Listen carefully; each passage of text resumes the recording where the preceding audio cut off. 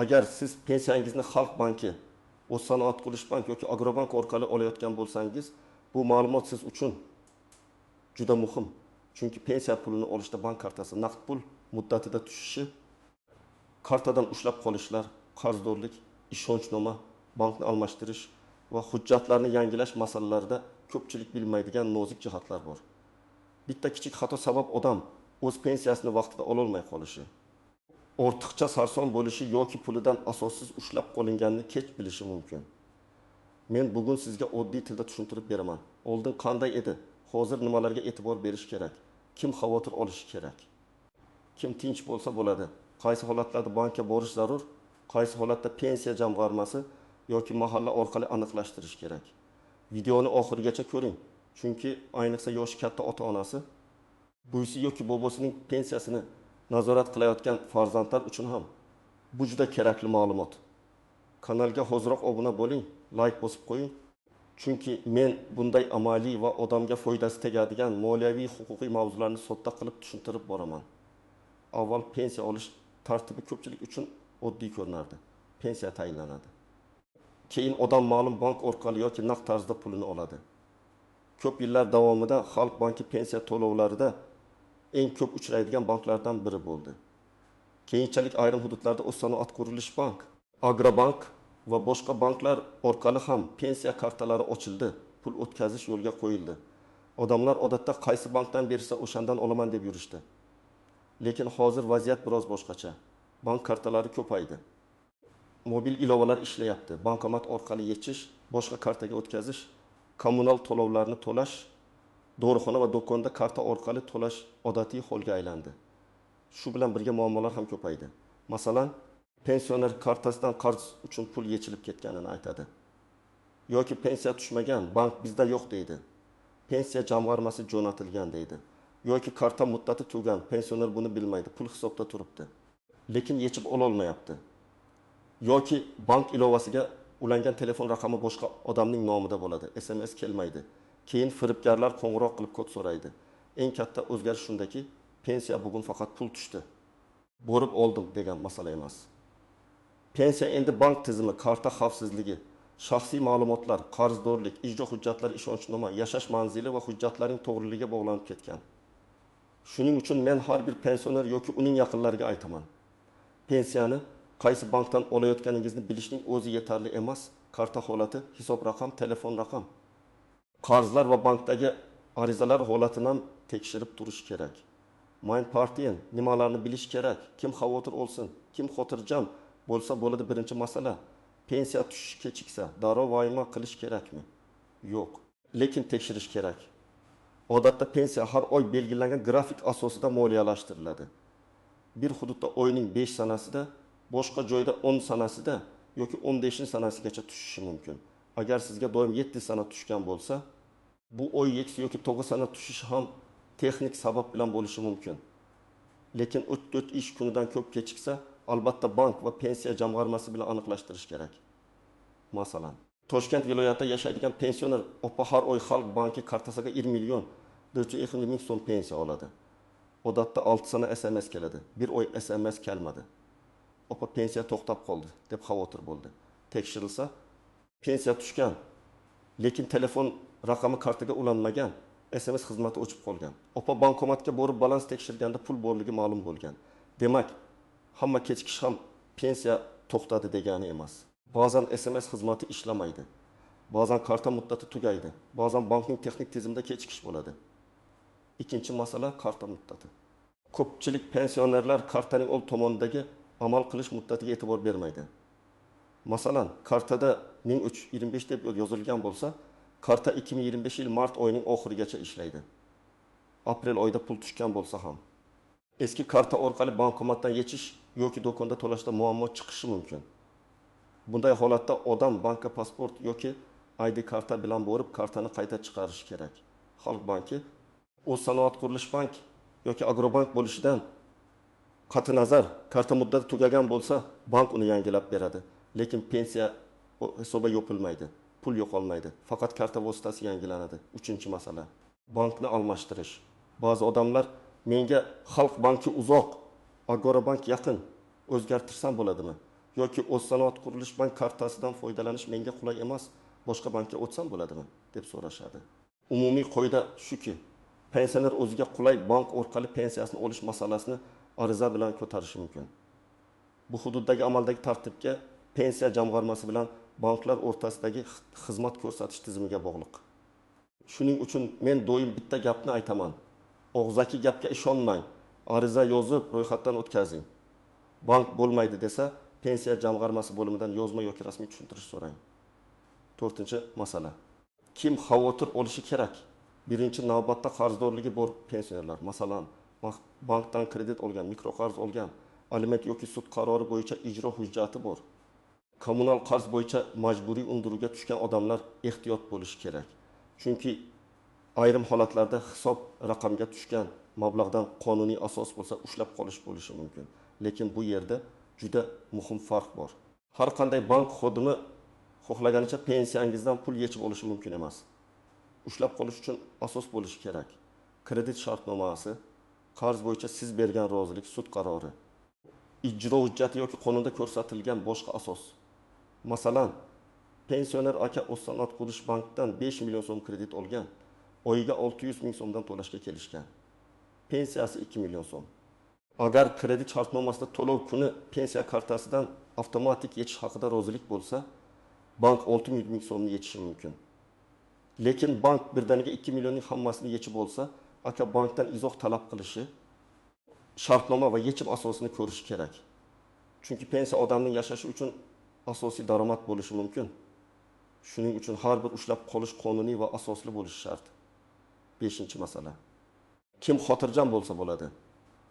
Agar sizning kartangiz muddati o'tmagan bo'lsa, telefon raqamingiz o'zingizning nomingizda bo'lsa, bankka kredit qarzingiz bo'lmasa, sud yoki ijro bo'yicha qarzdorlik yo'q bo'lsa, pensiya odatdagidek tushayotgan bo'lsa, ortiqcha vahima qilish shart emas. Lekin yiliga kamida bir marta bankka borib karta holatini, hisob raqamini, SMS xabarini va arxivdagi shaxsiy ma'lumotlaringiz to'g'riligini tekshirdirish foydali. Ayniqsa pasportingiz ID kartaga almashgan bo'lsa, familiya o'zgargan bo'lsa, telefon raqam o'zgargan bo'lsa, bank bazasida eski ma'lumot qolib ketmasligi kerak. 6-masala, pensionerning pulini farzandi, qarindoshi yoki qo'shnisi olib berishi. Hayotda ko'p uchraydi. Bu yurishga qiynaladi. O'g'li kartani olib bankomatdan pul yechadi. Bu oila ichida ishonch bo'lsa oddiy ko'rinadi. Lekin huquqiy tomondan xavfli joyi bor. Karta PIN kodi boshqa odamga berilsa, keyin pul yechilib ketganda isbotlash qiyin bo'ladi. Agar pensioner o'zi bora olmasa, eng to'g'ri yo'l notarial ishonchnoma yoki bank belgilagan tartibdagi vakillik hujjatini rasmiylashtirishdir. Shunda pulni kim olishi, qaysi vakolat bilan olishi aniq bo'ladi. Endi eng ko'p muammo chiqaradigan nozik jihatlarga o'tamiz. Birinchi nozik jihat, pensiya kartasi oddiy bank kartasi bo'lsa ham, u firibgarlar uchun nishon bo'lishi mumkin. Firibgar qo'ng'iroq qilib, men Xalq bankidanman. Men Agrobank xavfsizlik xizmatidanman. Kartangiz blok bo'ladi. Pensiyangiz to'xtab qolmasligi uchun SMS kodini ayting deydi. Hech qachon SMS kodni, PIN kodni, karta orqasidagi CVV kodni, ilovaga kirish parolini hech kimga aytmang. Bank xodimi hech qachon telefon orqali sizdan maxfiy kod so'ramaydi. Agar so'rasa, bu bank emas, firibgar bo'lish ehtimoli juda yuqori. Masalan, bir pensioner opaga pensiyangiz 2 barobar indeksatsiya bo'ladi, kartangizni tekshirish kerak deb qo'ng'iroq qilishgan. Opa SMS kodini aytgan. Kartasidagi 1 million 200 ming so'm bir necha daqiqada boshqa kartaga o'tib ketgan. Keyin bankka borganda kodni o'zingiz bergansiz deyilgan. Albatta, ariza yozish, ichki ishlar organlariga murojaat qilish kerak. Lekin pulni qaytarish har doim ham oson emas. Shuning uchun eng kuchli himoya bu avvaldan ehtiyot bo'lish. Ikkinchi nozik jihat bankomat komissiyasi. Ba'zan pensioner o'z banki bankomatidan emas, boshqa bank bankomatidan pul yechadi. Masalan, Xalq banki kartasi bilan boshqa bank bankomatidan yechsa, komissiya ushlanishi mumkin. Yoki karta turiga, tarifga qarab naqd yechishda ma'lum foiz olinishi mumkin. Pensioner pensiyam kamayibdi deb o'ylaydi. Aslida 10 ming. 15 yoki 20 so'm komissiya ketgan bo'ladi. Shuning uchun imkon qadar o'z bankingiz bankomatidan foydalaning yoki bankdan tarifni aniq so'rang. Agar 1 million 800 ming so'm pensiya olsangiz va har safar boshqa bankomatdan yechib 2% komissiya to'lasangiz, bu 15 ming so'm degani. Yil davomida bu 2,6 ming so'm bo'ladi. Bu pensioner uchun kichik pul emas. Uchinchi nozik jihat karta bloklanishi. Karta bir necha sabab bilan bloklanadi. PIN kod 3 marta noto'g'ri teriladi. Shubhali operatsiya bo'ladi. Karta muddati tugaydi. Sud yoki ijro organi hisobga cheklov qo'yadi. Bank ma'lumotlarini yangilashni talab qiladi. Agar karta bloklangan bo'lsa, eng avvalo bankning rasmiy kol markaziga yoki filialiga murojaat qiling. Telegramdagi noma'lum bank operatoriga yozmang. Internetdagi shubhali havolaga kirmang. Filialga borganda pasport yoki ID karta telefon raqamingiz yoningizda bo'lsin. 4-chi nozik jihat pensioner vafot etgandan keyingi to'lovlar. Bu juda nozik, lekin aytish kerak. Agar pensioner vafot etsa, uning kartasiga tushgan yoki hisobida qolgan pul masalasi meros va qonuniy tartib bo'yicha hal qilinadi. Qarindoshlar kartasini bilamiz, PIN kod bor. Yechib olaylik deyishi noto'g'ri oqibatlarga olib kelishi mumkin. Vafot etgan shaxs nomidagi kartadan keyin pul yechish huquqiy muammo tug'diradi. Bunday holatda FDIO orqali o'lim qayd etiladi. Pensiya jamg'armasiga xabar beriladi. Bankdagi qoldiq mablag' meros tartibida rasmiylashtiriladi. Dafn puli, olinmay qolgan pensiya kabi masalalar ham alohida tartibda ko'riladi. Shuning uchun bunday vaziyatda mahalla pensiya jamg'armasi va notarius bilan maslahatlashish kerak. 5-chi nozik jihat yashash manzili o'zgarsa. Bir viloyatdan boshqasiga ko'chgan pensioner eski hududdagi bank kartasini ishlatishda davom etishi mumkin, lekin pensiya ish hujjatlari va yashash manzili bo'yicha ma'lumotlar yangilanishi kerak bo'ladi. Masalan, Samarqanddan Toshkentga ko'chib kelgan pensioner Agrobank kartasida pensiya olayotgan bo'lsa, u yangi manzil bo'yicha pensiya jamg'armasi bo'limiga murojaat qilib, ishini ko'chirish yoki ma'lumotlarni yangilash tartibini aniqlash kerak. Aks holda keyinchalik tekshiruv, hujjat so'rovi yoki qayta hisoblash vaqtida sarson bo'lishi mumkin. 6-chi nozik jihat. Pensiya miqdori o'zgarganda bank aybdor emas. Ba'zan odam bank pulimni kam tushirdi deydi. Aslida bank pensiyani hisoblamaydi. Bank faqat kelgan pulni hisobga o'tkazadi. Pensiya miqdorini pensiya jamg'armasi belgilaydi. Agar avval 2 million 100 ming so'm tushib, bu oy 20 million 970 ming so'm tushgan bo'lsa, bankdan operatsiya tarixini oling, keyin pensiya jamg'armasidan nima uchun farq bo'lganini so'rang. Sabablar turlicha bo'lishi mumkin. Oldingi oy ortiqcha to'langan mablag' qayta ushlangan, hujjat yangilanishi kerak, ustama muddati tugagan, qayta hisoblash bo'lgan yoki ijro bo'yicha ushlab qolish qo'llangan. Har bir holat hujjat bilan aniqlanadi. 7-chi nozik jihat bank ilovasi va telefon raqami. Agar pensionerning kartasi farzandining telefon raqamiga ulangan bo'lsa, bu qulay ko'rinadi, lekin xavfi bor. Farzand telefoni yo'qotsa, raqam boshqa odamga o'tsa, ilovaga kirish muammosi chiqadi. Eng yaxshisi pensionerning asosiy telefon raqami o'z nomida bo'lsin yoki qarindosh yordam berayotgan bo'lsa ham hamma narsa ochiq va nazoratli bo'lsin. Men ko'p ko'rganman. Ota kartasi o'g'ilning telefoniga ulangan. O'g'il chet elga ketgan. Ota bankka borsa SMS kod o'g'ilga boradi. Amaliyot bajarilmaydi. Keyin raqamni almashtirish uchun yana hujjat, ariza tasdiqlash kerak bo'ladi. 8-chi nozik jihat ishonchnoma muddati. Agar pensioner nomidan boshqa odam pensiya olsa, ishonchnomaning muddati bor.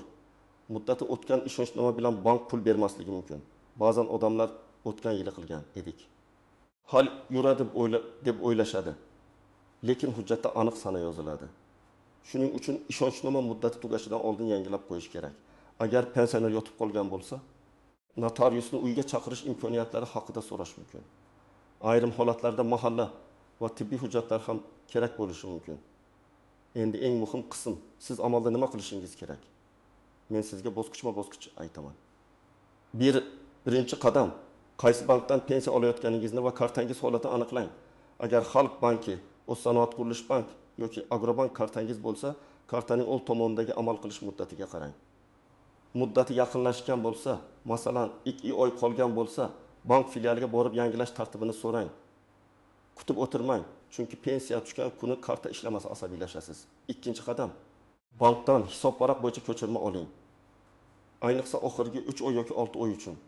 Ko'chirmada pensiya qachon tushgan, qancha tushgan, qayerga yechilgan, komissiya olinganmi, kredit uchun ushlanganmi, hammasi ko'rinadi. Agar siz pulim kamayapti deb o'ylasangiz, taxmin bilan emas, ko'chirma bilan gapiring. Bank xodimidan Mana shu ushlab qolish nimaga deb so'rang. Og'zaki javob yetarli bo'lmasa, yozma ariza qoldiring. 3-qadam. Pensiya jamg'armasi bo'limiga murojaat qilish kerak bo'lgan holatlarni biling. Agar pensiya umuman tushmasa, miqdori keskin o'zgarsa, ustama yo'qolsa, nogironlik pensiyasi bo'yicha muddat yoki qayta ko'rik masalasi bo'lsa, boquvchisini yo'qotganlik pensiyasi bo'yicha hujjatlar yangilanishi kerak bo'lsa, bank emas, avvalo pensiya jamg'armasi tushuntiradi. Bank bizga pul kelmadi desa, pensiya jamg'armasidan qaysi sanada, qaysi hisobga, qancha summa yuborilgan degan ma'lumotni so'rang. 4-qadam, hujjatlarni tayyor tuting. Bankka borganda pasport yoki ID karta, pensiya guvohnomasi bo'lsa, bank kartasi, telefon raqamingiz, ishonchnoma bo'lsa, ishonchnoma. Vafot etgan shaxs bo'yicha murojaat bo'lsa, o'lim haqidagi guvohnoma va merosga oid hujjatlar kerak bo'lishi mumkin. Pensiya jamg'armasiga borganda esa shaxsni tasdiqlovchi hujjat. Mehnat daftarchasi yoki elektron mehnat ma'lumotlari bo'yicha savollar, nogironlik hujjatlari, oilaviy holatga oid hujjatlar talab qilinishi mumkin. Har bir holat alohida, lekin hujjatsiz borsangiz bir necha marta qatnashga to'g'ri keladi. 5-qadam, ariza yozishni o'rganing. Masalan, bankda muammo bo'lsa, arizada shunday mazmunda yozing: men falonchi, pasport ma'lumotlarim falon. Falon raqamli karta yoki hisobvaraq egasiman. Falon sanada pensiya mablag'imdan falon summa ushlab qo'lingan yoki mablag' ushbu operatsiyaning huquqiy asosini, shartnoma bandini yoki ijro hujjati raqamini ko'rsatgan holda yozma tushuntirish berishingizni so'rayman. Mana shunday yozilsa, bank umumiy gap bilan cheklanmaydi. Aniq javob berish kerak bo'ladi. 6-qadam. Firibgarlikdan himoyalaning. Uyda ota-onangizga, buvingizga, bobongizga aniq tushuntiring. Hech kimga SMS kod aytilmaydi. Hech kimga karta rasmi yuborilmaydi. Bank xodimi deb qo'ng'iroq qilgan odamga ishonilmaydi. Havola bosilmaydi. Pensiya oshirish uchun ro'yxatdan o'ting degan shubhali xabarlarga kirmaydi. Agar shubhali qo'ng'iroq bo'lsa, darhol telefonni qo'yib, bankning rasmiy raqamiga o'zingiz qo'ng'iroq qiling yoki filialga boring. 7-qadam. Agar pensiya kartasidan noqonuniy pul yechilgan deb hisoblasangiz, vaqtni bo'y bermang. Darhol bankka borib kartani bloklating, yozma ariza qoldiring, operatsiya ko'chirmasini oling. Keyin ichki ishlar organlariga murojaat qiling. Agar bankning o'zi asossiz ushlab qolgan deb hisoblasangiz, bankning bosh ofisiga, markaziy bankning murojaatlar tizimiga yoki iste'molchi huquqlarini himoya qilish tartibida murojaat qilishingiz mumkin.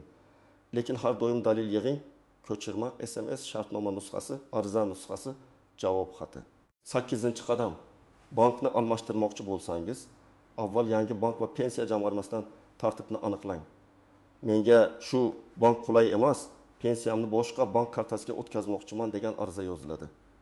Bunda eski hisob yopilishi, yangi hisob ochilishi, keyingi oy to'lovi, qaysi sanadan yangi bankka o'tishi aniq bo'lishi kerak. Aks holda bir oy davomida pul eski bankka tushib, siz yangisidan kutib yurishingiz mumkin. 9-qadam. Oilaviy nazorat daftarini yuriting. Bu oddiy maslahat, lekin juda foydali. Har oy pensiya qachon tushdi, qancha naqd yechildi, qancha doriga ketdi, qancha kommunal to'lovga ketdi, yozib boring. Ayniqsa yosh katta odamlar uchun bu katta yordam beradi. Masalan, bu 1.600.000 so'm pensiya oladi. 500.000 so'm doriga, 300.000 so'm kommunalga, 200.000 so'm oziq-ovqatga ketganini yozib borsa, oy oxirida pulim qayoqqa ketdi degan savol kamayadi. Shuningdek, begona yechim yoki ortiqcha komissiya darrov bilinadi. 10-qadam.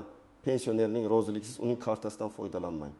Farzand bo'lsangiz ham, men ota-onam uchun qilyapman desangiz ham, moliyaviy masalada ochiqlik bo'lishi kerak. Eng yaxshi yo'l har bir yechimni pensioner bilsin. Kerak bo'lsa chekni olib keling, karta balansini ko'rsating. Bu oiladagi ishonchni ham saqlaydi. Keyinchalik qarindoshlar o'rtasida kelishmovchi chiqishining oldini oladi. Demak, agar siz pensiyani Xalq banki, O'zsanoat qurilish bank yoki Agrobankdan olayotgan bo'lsangiz, eng muhim narsalar shular. Kartangiz muddati o'tmagan bo'lsin, telefon raqamingiz to'g'ri ulangan bo'lsin. SMS, S-kod va PIN kodni hech kimga aytmang. Pensiya kechiksa bank va pensiya jamg'armasidan alohida tekshiring. Kartadan ushlab qolish bo'lsa, hujjatli asosini so'rang. Ishonchnoma va qarzdorlik masalalarini e'tiborsiz qoldirmang. Pensiya sizning qonuniy daromadingiz, uni olishda siz aniq, hujjatli ehtiyotkor harakat qilishingiz kerak. Men sizga vahima qilishni emas, tartib bilan tekshirishni maslahat beraman. Chunki ko'p muammolar vaqtida bankka borish, ariza yozish, ko'chirma olish va hujjatlarni yangilash orqali juda oson hal bo'ladi. Eng yomoni o'zi bo'lar deb yurish. Karta muddati o'tadi, telefon raqam eskiradi, qarzdorlik avtomatik yechiladi. Firibgarlar esa aynan beparvo odamlarni kutadi. Agar sizda pensiya kartasi bankdan ushlab qolish, pensiya kechikishi yoki bankni almashtirish bo'yicha real holat bo'lgan bo'lsa, izohlarda yozib qoldiring. Boshqa odamlar ham sizning tajribangizdan foyda oladi. Videoga like bosing, yaqinlaringizga yuboring. Ayniqsa pensioner ota-onasi bor insonlarga ulashing. Kanalga obuna bo'ling, chunki keyingi videolarda pensiya, nafaqa, kredit, bank kartalari va huquqiy himoya bo'yicha yana juda kerakli mavzularni sodda qilib tushuntirib beraman.